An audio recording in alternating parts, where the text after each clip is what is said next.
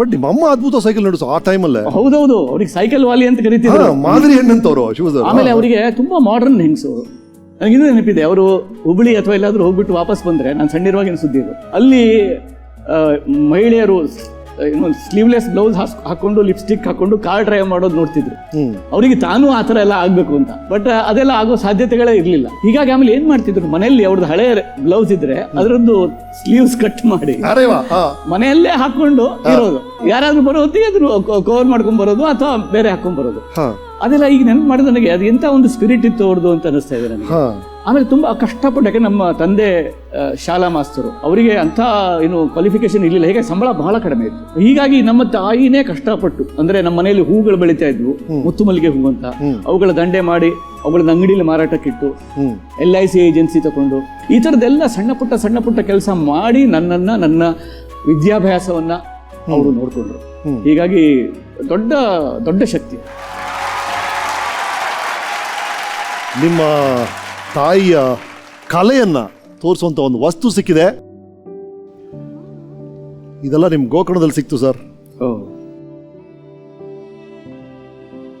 Do you remember this? ಎಲ್ಲಿ ಸಿಕ್ತು ನಿಮ್ಗಿದು? Sir, ಇದು ನೀವು 2-3 ವರ್ಷ ಇದ್ದ ಹಾಕೊಂಡಿದ್ದ ಅಂಗಿ ಅಂತೆ. ಅಮ್ಮ ಕೊನೆವರೆಗೂ ಅದನ್ನು ಉಳಿಸ್ಕೊಂಡಿದ್ರಂತೆ. ಅದನ್ನ ನಿಮ್ಮ ಶ್ರೀಮತಿ ಅವರು ಕೊಟ್ಟಿದ್ದಾರೆ. ಅವರು ಇವತ್ತು ಉಳಿಸ್ಕೊಂಡಿದ್ದಾರೆ ಸರ್. ಅಲ್ಲ, ನೀವು ನೆನಪುಗಳ ಬಗ್ಗೆ, ಮಲ್ಲಿಗೆ ಬಗ್ಗೆ ಎಲ್ಲ ಬರೀತೀರಿ. ಸೋ ಬ್ಯೂಟಿಫುಲ್ ನೋಡಿ ಸರ್, ಸೋ ವಂಡರ್ಫುಲ್. ಅಯ್ಯೋ, ಇದು ಜಗತ್ತು ನನಗೆ ಹಾಕಿದ ಮೊದಲ ಟೋಪಿ.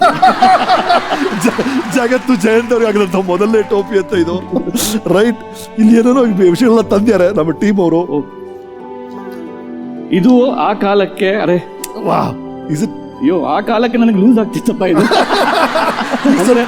ಹೌದು, ಯಾಕೆ ನಾನು ತುಂಬಾ ತೆಳ್ಳಗಿದ್ದೆ. ನಮ್ಮಮ್ಮ ಯಾರ್ದೋ ಮದುವೆಗೆ ಕುಮಟಾನೋ ಎಲ್ಲೋ ಹುಬ್ಬಳ್ಳಿಗೋ ಎಲ್ಲೋ ಹೋಗಿದ್ರು. ಅಲ್ಲಿ ಯಾರೋ ಬೇರೆ ಮಗು ಹಾಕೊಂಡಿದ್ ನೋಡಿ ಪೇಪರ್ ಮೇಲೆಲ್ಲ ಬರೆದ್ಕೊಂಡು ಗೋಕರ್ಣಕ್ಕೆ ಬಂದು, ನಮ್ಮಲ್ಲಿ ಹೊನ್ನಿ ಕೃಷ್ಣ ಅಂತಿದ್ರು ಒಬ್ರು ಟೈಲರು, ಅವ್ರ ಮನೆಗೆ ಹೋಗಿ ಅವ್ರಿಗೆ ಹೇಳಿ ಅವರಿಂದ ಈ ರೆಡಿಮೇಡ್ ಧೋತ್ರ ಇದನ್ನ ಮಾಡಿಸ್ತಿದ್ರು.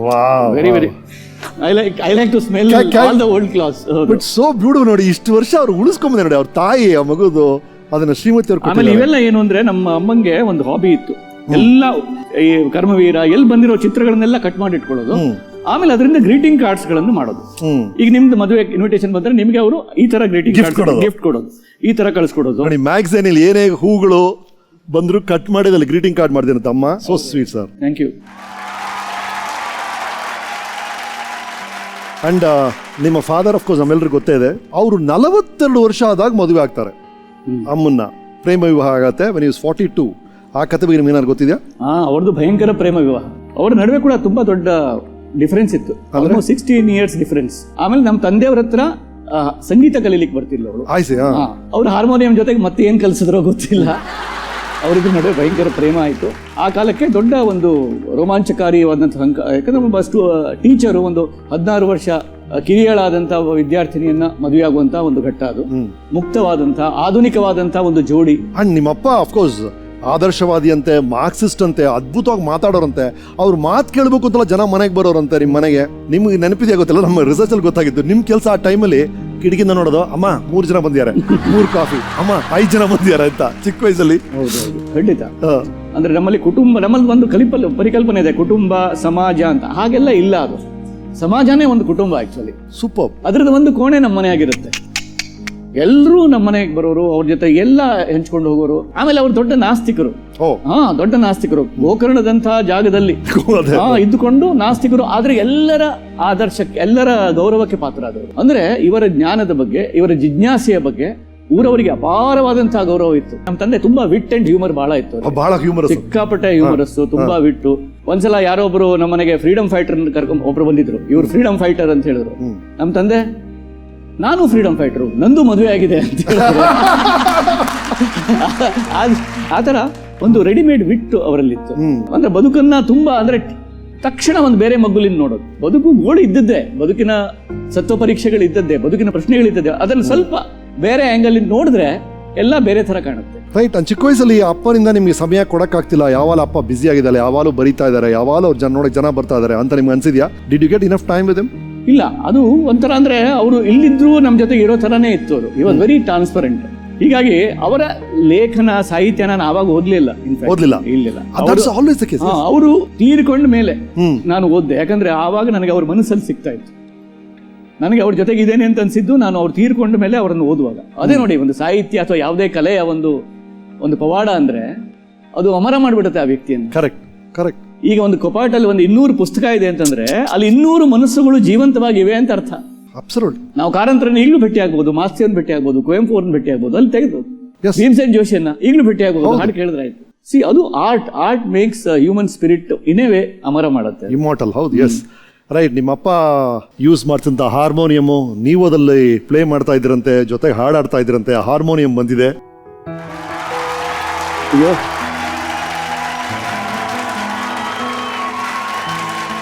ಈ ಹಾರ್ಮೋನಿಯಂ ಇದು ಬರೀ ಒಂದು ಇನ್ಸ್ಟ್ರೂಮೆಂಟ್ ಅಲ್ಲ, ಇದು ಒಂದು ವ್ಯಕ್ತಿ ಥರ ನಮಗೆ. ನಮ್ಮ ತಂದೆ ಕಲಿಸ್ತಾ ಇದ್ರು, ನಾನು ಅಫಿಷಿಯಲಿ ಕಲ್ತಿಲ್ಲ. ಆದರೆ ನಾನು ಅವ್ರು ನುಡಿಸೋದನ್ನು ನೋಡಿ ನಾನು ಸ್ವಲ್ಪ ಅಲ್ಲಲ್ಲಿ ಊರಲ್ಲಿ ಭಜನೆ ಗಿಜನೆ ಆದಾಗ ಹೋಗ್ತಿದ್ದೆ. ಸೊ ನನಗೆ ನನ್ನ ಸೋದರ ಮಾವ ನನಗೊಂದು ಹಾಡೋದಕ್ಕೆ ತುಂಬಾ ಇದು ಮಾಡ್ತಾ ಇದ್ರು. ಅದು ಇದು ಮನೆಯೊಳಗಾಡೋ ಗೋವಿಂದ ನೀನು ಅಂತ ಏನು, ಅದನ್ನ ನಾನು ನುಡಿಸ್ತೀನಿ.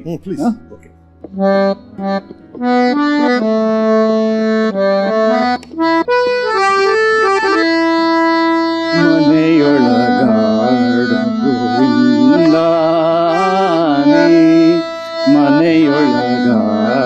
ಗೋವಿಂದ ಆನಿ, ನೆರೆ ಮನೆಯೊಳಗಾಡುವ ದ್ಯಾವ ಚಂದ, ನೆರೆ ಮನೆಯೊಳಗಾಡುವ ದ್ಯಾವ ಚಂದ, ಮನೆಯೊಳಗಾಡೋ ಗೋವಿಂದ ಆನಿ. ನಿಮ್ಮ ಮನೆ ಒಳಗಿನ ಬಾಲ್ಯದಿಂದ ನೆನಪಿಸ್ಕೊಂಡ್ರಿ, ಹೊರಗಡೆ ಸ್ಕೂಲ್ಸು, ಫ್ರೆಂಡ್ಸು, ನಿಮ್ಮ ಬಾಲ್ಯದ ನೆನಪು ಏನಿದೆ ನಿಮಗೆ? ಅದೇ ಇರೋದು ಈಗ. ಅದೇ ನಮ್ಮ ಬದುಕು ಬರೀ ನಮ್ಮ ಆಚೆಗೆ ಇದೆ, ನಮ್ಮ ಮನಸ್ಸು ನಮ್ಮ ಆಚೆಗಿದೆ ಅನ್ನುವಂಥ ಆ ರೀತಿಯಲ್ಲಿ ಎಲ್ಲರ ಬಾಲ್ಯ ಇರೋದು. ನಾವು ಮನೆಗೆ ಬಂದು ಓಡೋದು ಬರೀ ಊಟ ತಿಂಡಿ, ಮತ್ತೆ ಹೌದು ಮತ್ತೆ ಯಕ್ಷಗಾನಕ್ಕೆ ಹೋದ್ವಿ, ಇಲ್ಲೇ ಚಂಡೆ ಸದ್ದು ಕೇಳಿದ್ರೆ ಓಡುವಾಗ ಅಂಗಿ ಗುಂಡಿ ಹಾಕೊಂಡು ಓಡ್ತಿದ್ವಿ ನಾವು. ಟೂರಿಂಗ್ ಟಾಕೀಸ್ ಅಲ್ಲಿ ಅವರು ನಮೋ ಭೂತನಾಥ ಎಲ್ಲ ರೆಕಾರ್ಡ್ ಹಾಕ್ತಿದ್ರು. ಆ ರೆಕಾರ್ಡ್ ಕೇಳಿದ ತಕ್ಷಣ ಈಗ ಶೋ ಬಿಟ್ಟು ಈಗ ನೆಕ್ಸ್ಟ್ ಶೋಗೆ ಅಂತ 3 ಹಾಡಿನ ಒಳಗಡೆ ನಾವು ಹೋಗ್ಬಿಟ್ಬೇಕು. ಟೆಕ್ಸ್ಟ್ ಬುಕ್ ಸರಿ, ಶಾಲೆಗೆ ಹೋದ್ಮೇಲೆ ಟೆಕ್ಸ್ಟ್ ಬುಕ್ ಇದೆ, ಆದ್ರೆ ನಿಜವಾದ ಶಿಕ್ಷಣ ನಮ್ಗೆ ಸಿಕ್ಕಿದ್ದು ಶಾಲೆ ಹೋಗುವ ದಾರಿಯಲ್ಲಿ. ಯಾರೊಬ್ರು ಬರ್ತಾರೆ, ಈ ಲೆಟರ್ ಸ್ವಲ್ಪ ಹಾಕು ಅಂತಾರೆ, ಮತ್ತೆ ಯಾರೊಬ್ರು ಅಜ್ಜಿ ಬರ್ತಾರೆ, ಬಸ್ ಸ್ಟ್ಯಾಂಡ್ ತನಕ ಸ್ವಲ್ಪ ಚೀಲ ಹಿಡಿಯೋ ಅಂತ ಹೇಳ್ತಾರೆ. ಆತರ ಬದುಕಿನ ಜೊತೆಗಿನ ನಿಕಟ ಸಂಪರ್ಕ ಇಂಟೆನ್ಸ್ ಆದಷ್ಟು ಅದು ನಮಗೆ ಶಿಕ್ಷಣ. ಮಜಾ ಅಂದ್ರೆ ನಮ್ಮ ಕಾಲದಲ್ಲಿ ಶಾಲೆ ಹೆಸರು ಮಜಾ ಇತ್ತು. ನಾನು ಹೋದ ಶಾಲೆ ಹೆಸರು ಜೀವನ ಶಿಕ್ಷಣ ಕನ್ನಡ ಶಾಲೆ. ನಾನು ಅಂತಲ್ಲ, ನಮ್ಮ ದೇಶದ ಸಣ್ಣ ಊರಿನ ಗ್ರಾಮ ಪರಿಸರದ ಎಲ್ಲರಿಗೂ ಕೂಡ ಈ ಸಮ್ಯಕ್ ಶಿಕ್ಷಣ ಖಂಡಿತ ಸಿಕ್ಕಿರುತ್ತೆ.